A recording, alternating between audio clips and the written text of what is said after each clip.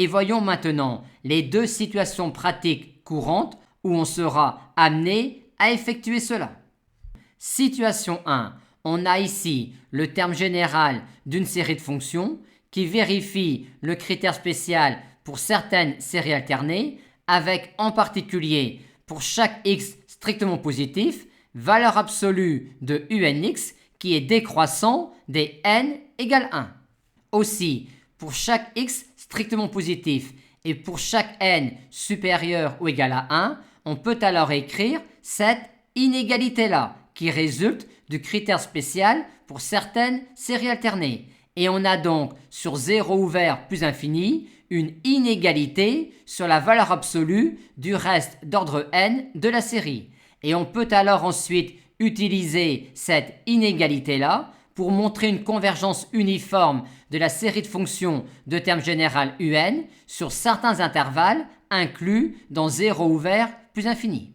Notez que comme on a dit que pour chaque x strictement positif, la valeur absolue de unx est décroissant des n égale 1, on peut même ici écrire cette inégalité-là pour n supérieur ou égal à 0, étant donné que pour n égale 0, le premier terme de la somme est u1.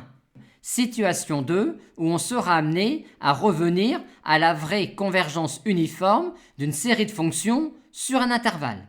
On a ici une série de fonctions de terme général un pour laquelle on a montré qu'il n'y a pas convergence normale sur 0 fermé plus infini. Mais on souhaite tout de même montrer la convergence uniforme de la série de fonctions de terme général un sur 0 fermé plus infini. Pour cela, on va rechercher sur 0 fermé plus infini un majorant de x d'une valeur absolue de Rnx et un majorant qui tend vers 0 quand n tend vers plus infini. On va alors essayer pour x positif ou nul et pour k supérieur ou égal à n plus 1 d'écrire une inégalité sous ce terme-là pour ensuite avoir une inégalité sur cette quantité-là qui nous fasse apparaître ensuite une somme pour k allant de n plus 1 à plus infini qu'on puisse ensuite calculer. Or, on sait calculer la sommation de ce terme-là pour k allant de n plus 1 à plus infini à condition que x soit strictement positif. Et pour se ramener à cela, on va commencer par écrire sur le terme général cette inégalité-là. Et on va ensuite sommer cette inégalité-là pour k allant de n plus 1 à plus infini. Mais si x est nul, on ne peut pas sommer indéfiniment ce terme-là. Or, c'est cette sommation-là que l'on veut faire apparaître. Par conséquent, dans un premier temps, on va prendre x strictement positif et on va maintenant sommer cette inégalité-là pour k allant de n plus 1 à plus infini. Et ensuite, calculer cette somme-là en faisant sortir de la somme le x et le ln de n plus 1. Il ne reste plus alors que exponentielle moins kx que l'on peut bien sommer indéfiniment quand x est strictement positif. Et on arrive alors à cette inégalité-là.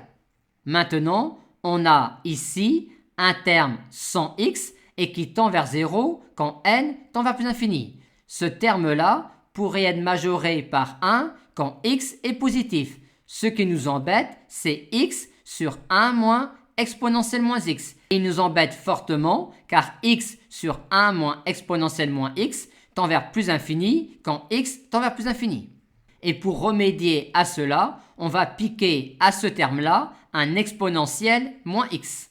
Et maintenant, c'est fini, car cette fonction-là est une fonction continue sur 0 ouvert plus infini, mais qui admet une limite finie en 0 et une limite finie en plus infini. Par conséquent, cette fonction-là est bornée sur 0 ouvert plus infini. Et cette fonction-là est toujours inférieure ou égale à 1. Par conséquent, il existe un réel grand M strictement positif, tel que pour x strictement positif, on ait cette inégalité-là. Et cette inégalité-là est également valide pour x égale 0, car pour x égale 0, ce terme-là est nul. Et on a alors montré l'existence d'un majorant sur 0 fermé plus infini de x donne valeur absolue de Rnx et un majorant qui tend vers 0 quand n tend vers plus infini, ce qui achève de démontrer la convergence uniforme sur R+, de la série de fonctions de terme général un.